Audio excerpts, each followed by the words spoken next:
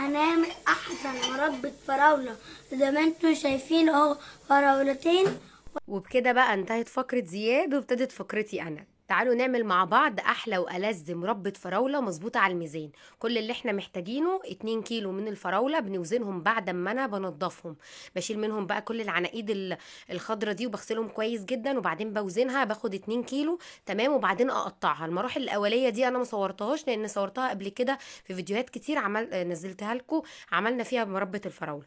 بعدها بقى بقطعها بالشكل الجميل ده مكعبات صغيرة. تمام، هحطها في الحله اللي انا هستخدمها واضيف عليها 4 كوبايات من السكر بالاكواب المعياريه. تمام، 4 كوبايات من السكر. الاكواب المعياريه دي اللي هنلاقيها في اللي هي الكوبايات اللي بتكون في قلب بعض، ليها معيار كده، او اللي هي كوبايه الشاي العاديه اللي موجوده في كل البيوت يعني. دي اللي احنا هنعاير بيها 4 كوبايات من السكر. هبتدي بقى اقلب بقى كويس جدا لحد ما اغلف الفراوله بكل حبيبات السكر. تمام، هقلبها كويس جدا زي ما انتم شايفين، ومش هنركنها خالص. يعني هنعملها على طول ومش هتاخد منك وقت. بعد بقى ما انا ما هخلص كل التقليب الفراولة، هرفعها على النار على درجة حرارة متوسطة. هقلب بقى بمجرد ما تبتدي ان هي يعني تسخن والسكر يدوب، هلاقي الفراولة نزلت المية بتاعتها. تمام، اول ما تدخل في الغليان بالشكل ده انزل بعصير 2 ليمونة، واقلب بقى كويس جدا. وهبتدي اهدي عليها النار يعني شوية، بس اهم حاجة تكون بتغلي معايا بالمنظر اللي انتوا هتشوفوه ده. يعني تكون بتغلي بالشكل اللي انتوا هتشوفوه، في نفس الوقت انا مهدية النار. تمام، يكون في غليان. بعد ما بسيبها بقى كده، هسيبها تقريبا من ساعة وربع لساعة ونص. هنا بالنسبة لي بعد ساعة وربع كانت ممتازة بالشكل ده. ويعني بتخس النص او اكتر من النص كمان.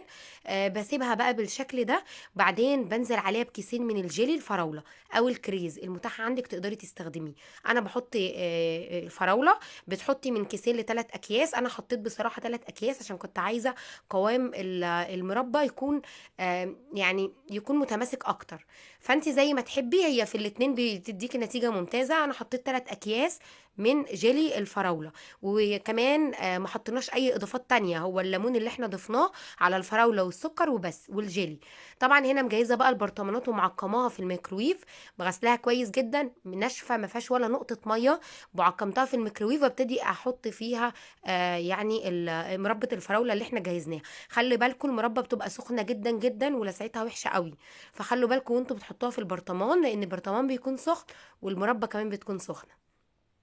بعد بقى ما اخلص الكميه، ما شاء الله المقدار ده عمل لي ال3 برطمانات اللي انتوا شايفينهم دول. برطمانات مقاساتها ما شاء الله حلوه يعني، وعملت لي كميه جميله جدا. وعايزه اقول لكم كمان ان مربى الفراوله دي انا بستخدمها في حاجات كتير. سكرها حلو جدا ومظبوط، بستخدمها في الحلويات، بدخلها في عصير الفراوله. طبعا سندوتشات المربى بالقشطه خطيره. كمان بحطها في حشوات كتير، حشوات للكيك. وبقلل نسبة السكر في الكريم شانتيه خالص، واحط المربى بتدي طعم تحفه يا جماعه. وعايزه اقول لكم جربوا عصير الفراوله زي ما بقول لكم. ما تضيفوش سكر في العصير، وحطوا بدل السكر المربى دي. هتدوقوا احلى عصير فراوله. طبعا انا هسيب بقى البرطمانات سخنه جدا، هسيبها تبرد تماما بدرجه حراره المطبخ. وما بغطيهاش الا لما تبرد تماما. زي ما انتم شايفين كده، شايفين ما شاء الله تحفه. بعد بقى ما بردت خلاص بدخلها التلاجة وبعديها بخرجها. بس انا حبيت اوريكم قوام المربى اللي هي بدرجه حراره الغرفه، لسه ما دخلتش كمان التلاجة. شايفين ما شاء الله قوامها حلو جدا، لون وطعم وقوام، حاجه كده تحفه. والاهم سكر مظبوط على الميزان. جبت بقى القشطه، وطبعا عيش بقى او توست او زي ما تحبوا. وهنحط بقى المربى، نعمل احلى سندوتش مربى بالقشطه.